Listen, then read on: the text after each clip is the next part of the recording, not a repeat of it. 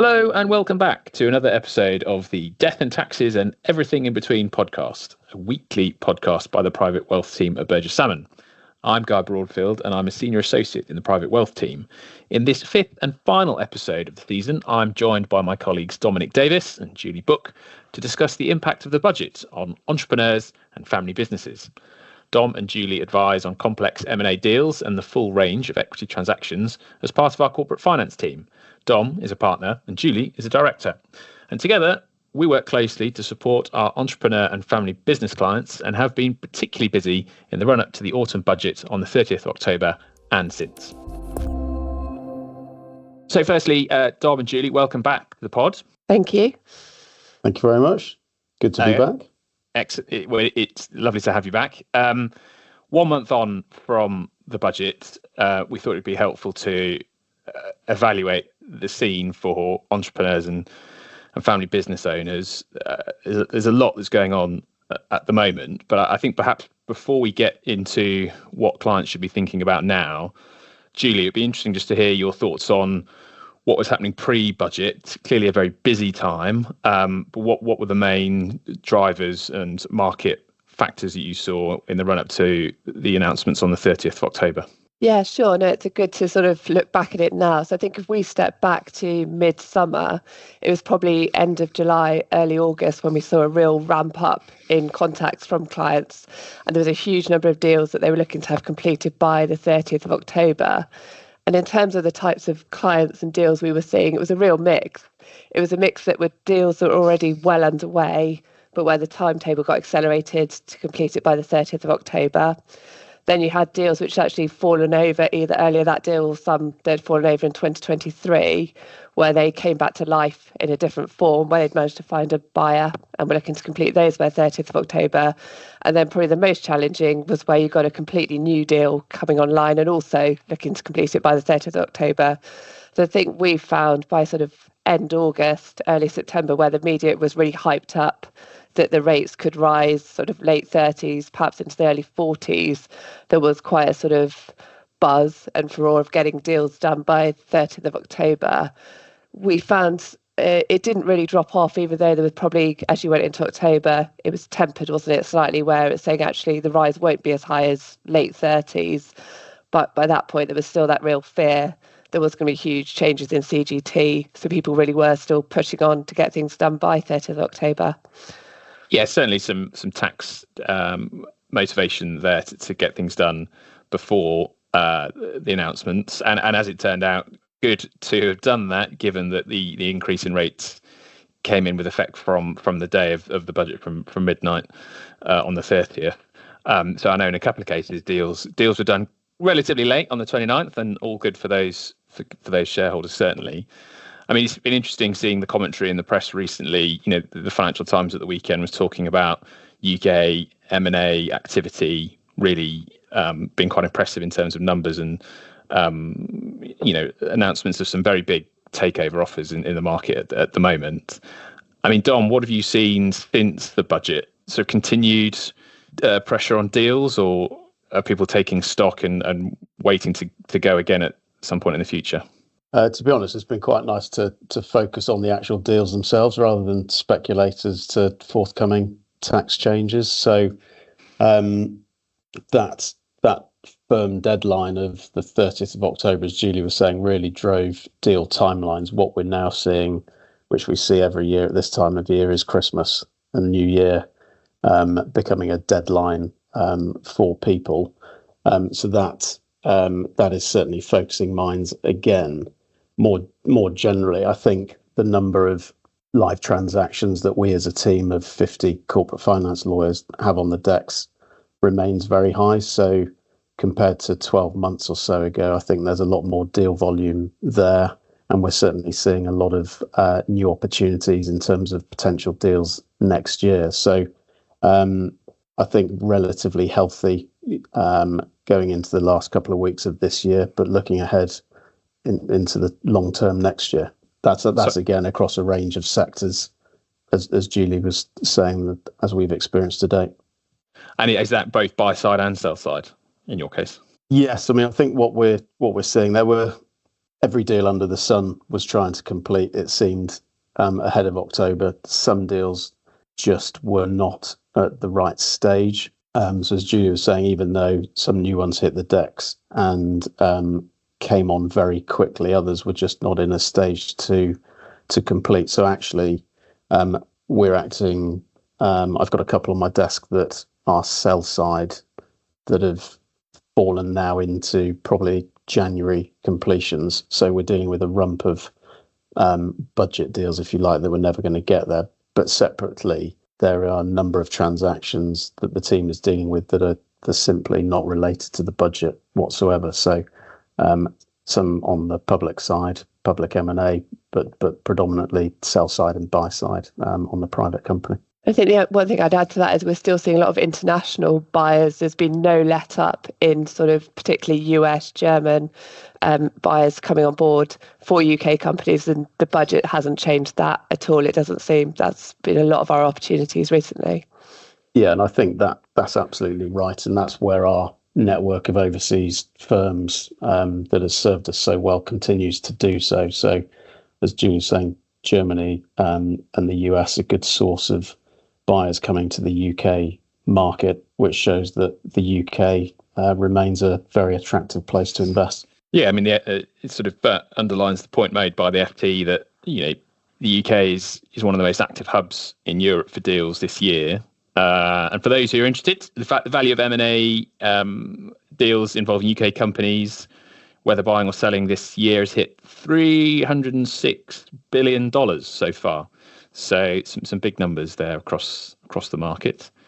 And so clearly they set up a podcast mainly about taxes, right, to look at some of the detail of the announcements and what effects we think they will have on the market. I mean, at the outset, if we look at increases to national insurance contributions, clearly that could have a significant impact on profitability and just the sort of operational side of the business from April 2025 onwards. Dom, what do you think? What's the impact going to be there on deals or indeed valuations over the next few months?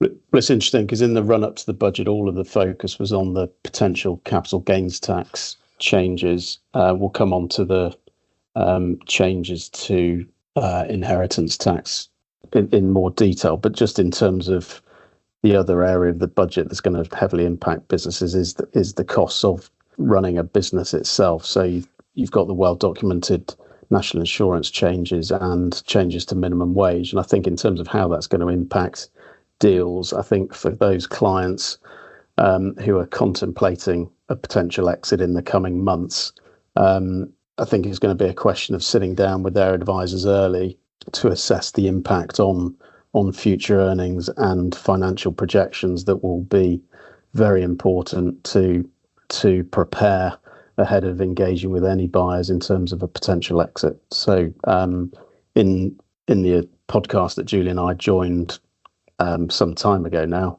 we talked about the need for really early planning, both on the legal side and accounting side. And I think that just reinforces the importance of dealing with the financial due diligence and getting ready for that very early on. And so, I mean, that could certainly affect business owners, entrepreneurs who are looking to get a sale away and what they might hope to take off the table.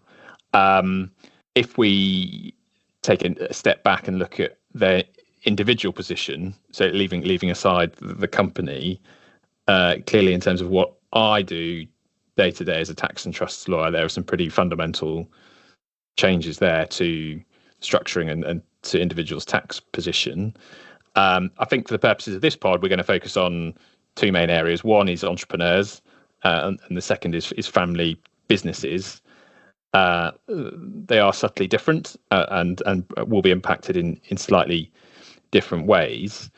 I mean, for those entrepreneurs who are looking to sell, then clearly, the increase in capital gains tax to 24% with effect from the 30th of October is a big change. Maybe not as big a change, Julie, as you said, with an increased rate of up to beyond 30%, but nonetheless can make a difference. Important to note that the rules with regards to business asset disposal relief are changing with effect from April 2025. So the 10% rate will be increasing to 14% from then, and then going up from 14 to 18% on April 2026 onwards. I mean, Julie, do you think that will impact deals in any way in terms of people looking to get things away pre-April 25 to secure their BADR, acknowledging it's only up to gains of £1 million? Yeah, I think to date we've not really seen much impact, and to be honest, probably don't expect to see much impact. I think you're talking it's potentially a benefit of £40,000 for people. So albeit it is money, it's relatively limited compared to the other tax reliefs that they could be, or the impacts that they could be looking at. So I think it might be a factor, but it won't be a defining factor for people in trying to push through a sale before April. And we'll come on to talk about the inheritance tax changes with regards to family business. And it is true that there's going to be an impact there on an individual's position with regards to their shareholding should they die. It also will limit an individual's ability to put shares into trust tax-free. So I suppose from my perspective, we might see a reduction in the use of trusts to hold shares pre-sale, because it will be more difficult to get more value in to a trust pre-sale without an immediate charge to tax. So you might see that people focus more on post-sale structuring and wealth planning rather than using a trust as a vehicle to hold shares pre-sale. But that remains to be seen, and there's still a window for that type of trust planning between now and April 2026. I suppose really, Dom, I mean, do you think these types of inheritance tax changes, whilst they will affect entrepreneurs, do you think that's a key motivation for them, or is it just something that comes along with other deal considerations? I think really the latter. I don't think, as I completely agree with Julie, I don't think the business asset disposal relief changed in April next year. I don't think we're going to see another surge. And I think if you were to take a survey of 100 entrepreneurs, I would think very few would state that inheritance tax planning was top of their list in terms of driving their strategy. Certainly a factor, and again underlines the need to sit down with advisors ahead of any exit. So to consider whether, as you say, and as we've seen today, there's any pre-exit tax planning that they should be doing. But as you say, I think going forward, the focus is going to be on post-exit tax planning. So Guy, we've touched on the changes to entrepreneurs. For family businesses, what are the key considerations that they need to bear in mind with the forthcoming IHT changes, which are getting more and more attention in the press, it seems? Well, I think it's important to distinguish entrepreneurs and family businesses because they have slightly different motivations. Family businesses do often take this long-term view of life and the business and share a vision for the business across generations. And yeah, you've seen the controversy around the effect of the rules on farming businesses, and that's been well publicised, and remains to be seen what happens there with regards to the farming community. But the same impact and effect you could see with family businesses, across industry, not just in the farming sector. And that's part of the problem, or the issue, is that many family business owners have come up with plans with regards to the succession and governance for the business based on the assumption that their shares would qualify for inheritance tax relief in full. So broadly, that value would be covered by tax relief if an owner died. Now, the proposed reforms to business property relief, if they are implemented in the form proposed, will change that position considerably.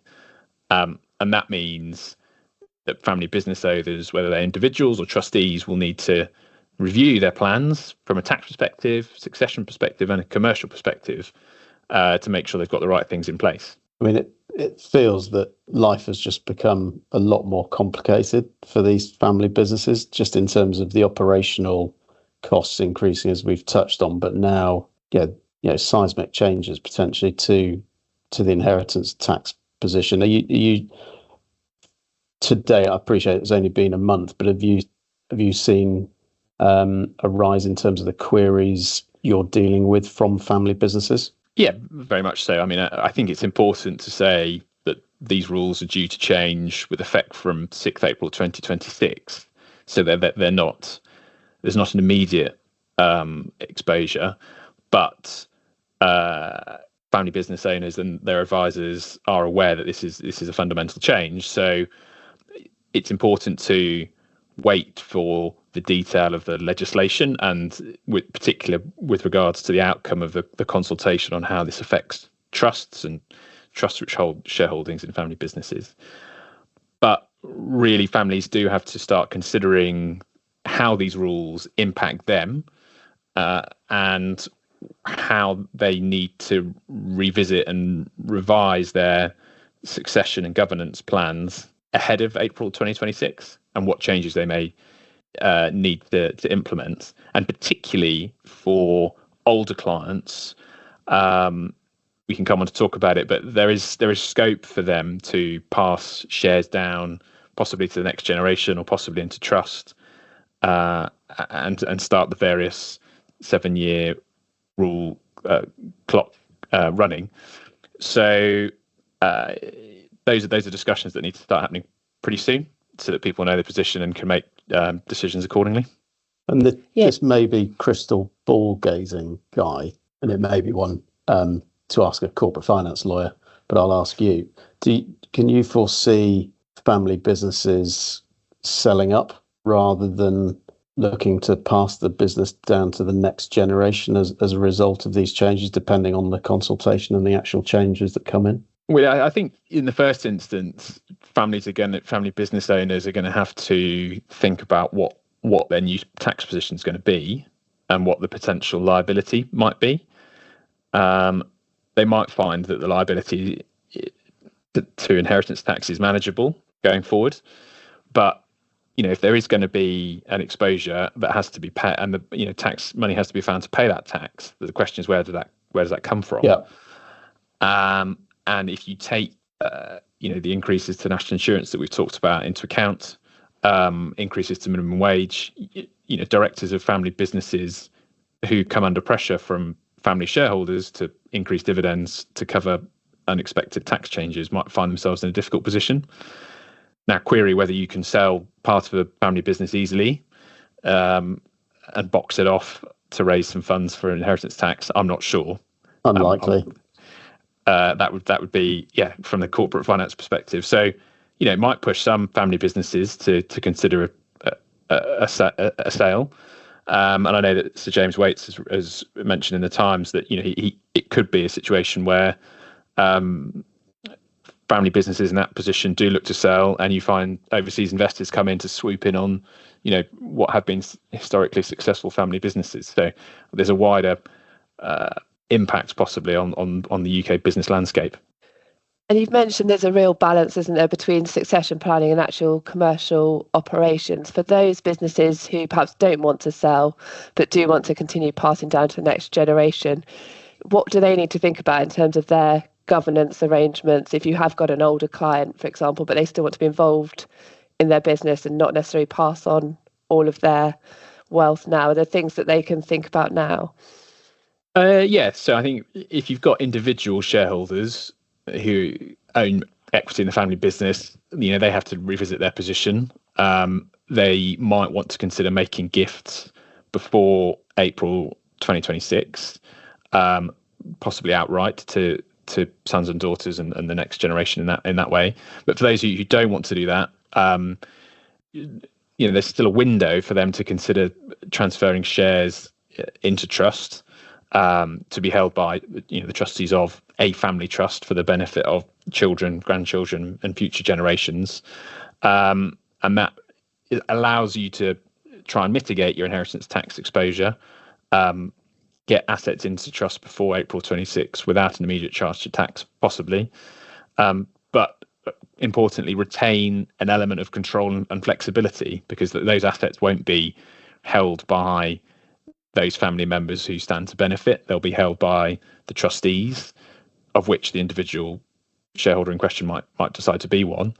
And so there's a window to make those types of gifts now before April 26, which a number of clients are considering, acknowledging that the tax profile of that trust will change after April 26. But these are all important considerations for those shareholders, and importantly for the family. There needs to be agreement really about the vision and how it's going to work going forward. Who owns what? How does everyone benefit? What are their expectations from the family's interest in the business? And at the same time, that needs to be balanced against the commercial considerations and the wider governance strategy. And of course, any good corporate lawyer would then say to you, Guy, well, that's where Julie and I need to get involved in terms of helping you implement suitable shareholder arrangements or family charters and the like to govern that relationship between the shareholders, depending on how the share ownership is split, with certain parties wanting to retain control, notwithstanding they've gifted shares. Exactly. I mean, some family businesses operate very well with a relatively informal governance structure for the family. Others have a family council or indeed a family charter, as you mentioned.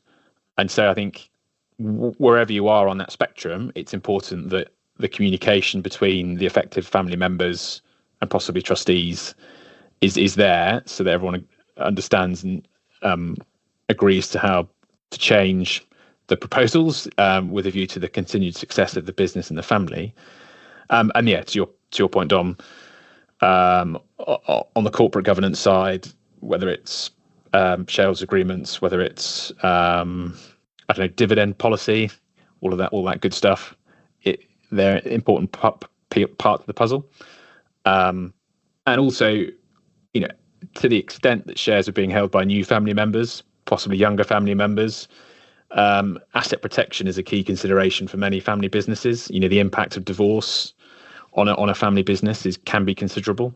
So I think there's also a family law element to this that family business owners will have to explore as well, possibly looking at prenups or postnups or so-called marital agreements now. I think that's another key consideration. So lots to think about for family business owners going into next year on top of running the businesses. So a busy year ahead. And I think it shows, doesn't it, that every family is different, and there really isn't. There's so many factors to consider that one size doesn't fit all. And April 26 will come around quicker than we think, isn't it? So, Guy, you're expecting a lot of clients to get in contact and actually just want to sit down with you and talk through what the different options are, and give sort of the eyes wide open. They can have a bit of time to then think about them. I think so. I mean, in an ideal world, you'd have a bit more legislative detail about what the changes are. That might come in due course, but certainly for older clients, they might simply want to take a view based on how the rules are at the moment, look to make gifts or look outright or into trust, possibly before there's that legislative detail, because they'll want to try and make the most of the time they've got left from a gifting perspective. But no, if the rules remain in their current form, then it is a considerable change, as we've discussed. And like any major life event, families are going to have to rethink and revisit their plans. Typically we'll say it's right to review these things if there's a change in circumstances with the family, or indeed the business, or if there's a tax change. And this is an example of that third category, and people are going to have to take advice accordingly.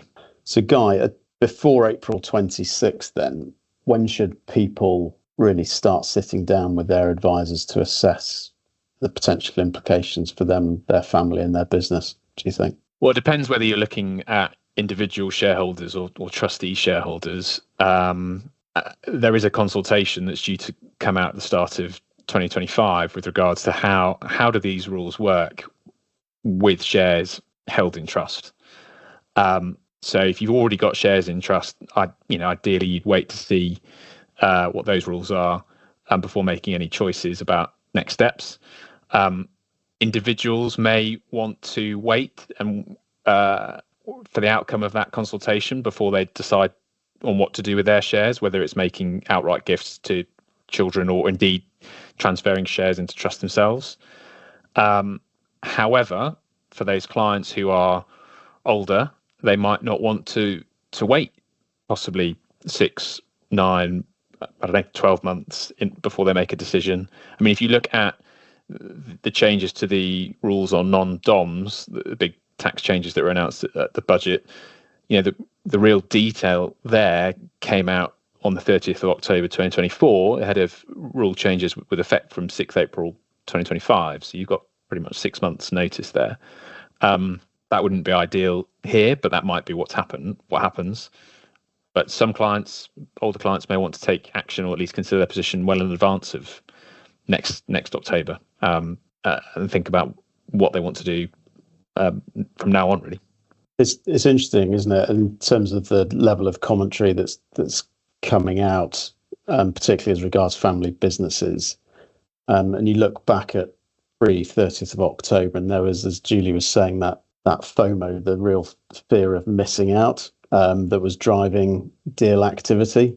And that uncertainty has now been removed as regards, as we talk about entrepreneurs. So the playing field in respect of their tax position is, leaving aside OHT, but certainly on CGT, is nice and clear. It strikes me that as for family businesses, there's now a real level of concern and, again, anxiety caused by these changes that no doubt will lead to you having a lot of conversations with clients in terms of that early planning, as you were saying. Yeah, I think I agree. The position with regards to entrepreneurs is relatively straightforward, and they can make decisions accordingly. The position for family businesses is more difficult. There was speculation. It was always a possibility that these rules with regards to tax relief, inheritance tax relief, might change.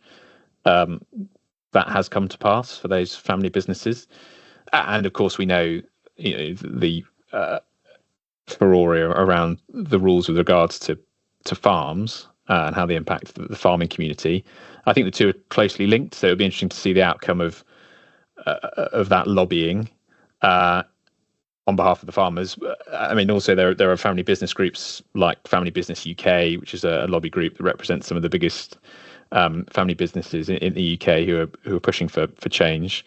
And it remains to be seen whether government will listen to people like Sir James Dyson, Sir James Waits, and other family business owners. But it's an area of uncertainty and possible increased tax exposure. And Julie, for your client base, whether that be entrepreneurs or family business who are looking to at their succession plans and or exit, what would be your practical advice to those people looking ahead to next year, planning for those events? Yeah, I think it was be picking up on Guy's points, really, isn't it? Look at it now. You don't actually necessarily have to make a decision now, but actually assess what your options are. Talk to your advisors, corporate, tax, financial, just to understand your full picture, and then go into it with your eyes wide open and sort of, unfortunately, slightly wait until the consultation paper comes through, see if that makes many changes. But if you're unsure, to speak to people now. Burgess Salmon's private wealth team is recognised as one of the best in the UK. We support entrepreneurs and family businesses on their legal needs at every stage of their personal and business journey by combining our corporate and M&A experience with our tax and trust expertise. We can advise on how the new APR and BPR rules might impact you, help your family and the business plan accordingly, and assist in shaping the future vision and legacy of your business. Thanks again for listening to this episode of Death and Taxes, the private wealth podcast from Burgess Salmon. You can listen to our previous episodes and get in touch with the team at burgess-salmon.com or on our LinkedIn page. This episode marks the last for season 4, during which we have discussed the implications of the budget on landowners, non-DOMs, trustees, and trust companies. We hope you've enjoyed listening, and please do stay tuned for season 5 coming in 2025.